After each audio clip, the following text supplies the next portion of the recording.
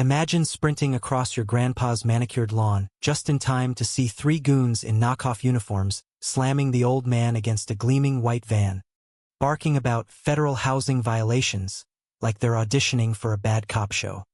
Grandpa, a stoic Vietnam vet who's survived jungles tougher than these clowns' egos, gasps as they twist his arm, his coffee mug shattering on the driveway. But here's the kicker. These aren't real enforcers. They're pawns in a twisted HOA scam, and the mastermind is a bloated busybody named Karen, who's about to get her comeuppance in the most satisfying way. Meet Harold Brooks, retired Army sergeant, living on his 16-acre slice of California paradise since '74. The neighborhood whispers he's non-compliant, spreading rumors that his fence is an eyesore, his grass too wild. Total BS started by the Pine Ridge HOA board to paint him as the cranky old holdout. Harold doesn't bite back. He just sips his black coffee on the porch, a sharp, filing every nasty email and flyer in a binder like it's recon intel.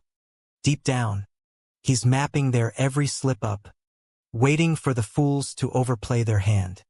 It starts innocently enough, or so Karen pretends. A crisp envelope lands in Harold's mailbox, embossed with a phony seal. Dear Mr. Brooks, it reads in that smug, legalese tone. Your property violates Section 4.2, Uniformity Standards. Fine, $150. Harold squints at it over breakfast. Uniformity? On my own land? He mutters to himself. But the whispers ramp up.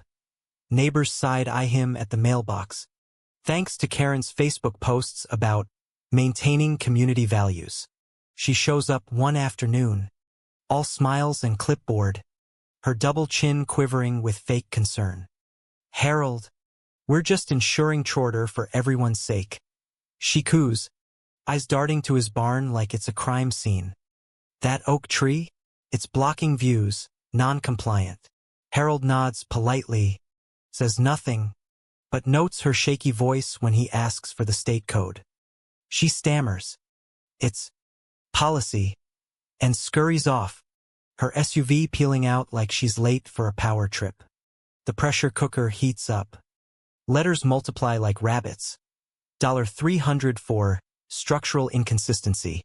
$75 for landscape failure. Karen's drone buzzes overhead at dusk, humming like a nosy mosquito, capturing evidence of Harold's violations. Neighbors gossip. Heard he's dodging fines to spite us all. Karen amps the drama at the HOA meeting, microphone in hand. We must protect our aesthetic integrity, Mr. Brooks is undermining our values with his individualism. Laughter bubbles in the room, but it's the bitter kind. Her board nods like bobbleheads, terrified of losing their petty thrones. Harold? He calls the county quietly, confirms Pine Ridge is a ghost HOA, and adds drone footage to his binder. Let 'em dig their hole, he whispers to his flagpole, saluting the stars and stripes he's raised daily for decades. Then comes the explosion. Wednesday morning, 3 enforcers march up, led by Karen waddling behind like a self-appointed sheriff.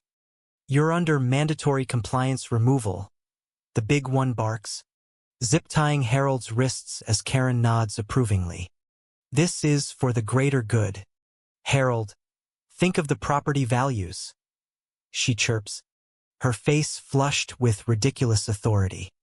Harold stays calm, but his grandson Ethan, a Marine on leave, bursts from the shadows. In 3 blistering seconds, Ethan drops them like sacks, wrist twist, knee to the gut, leg sweep. Karen shrieks. This is assault on officials. But Ethan points to his body cam. Officials? Your badges are from a costume shop. Neighbors gawk as cops arrive, impounding the van stuffed with fake files targeting vets like Harold's surveillance pics, scripted threats, all linked to Karen's political cronies pushing land reform by bullying elders out. The fallout is pure schadenfreude. Feds raid Karen's office, exposing her as the puppet master, her Trotter facade crumbling in handcuffs. The neighborhood forms a watch group, toasting Harold as the quiet hero. He straightens his flagpole with Ethan, chuckling, "Duty doesn't retire, son." Justice hits like a mic drop, Karen's empire of nonsense toppled by one vet's patience. But tell me, was Harold the real troublemaker for ignoring rules?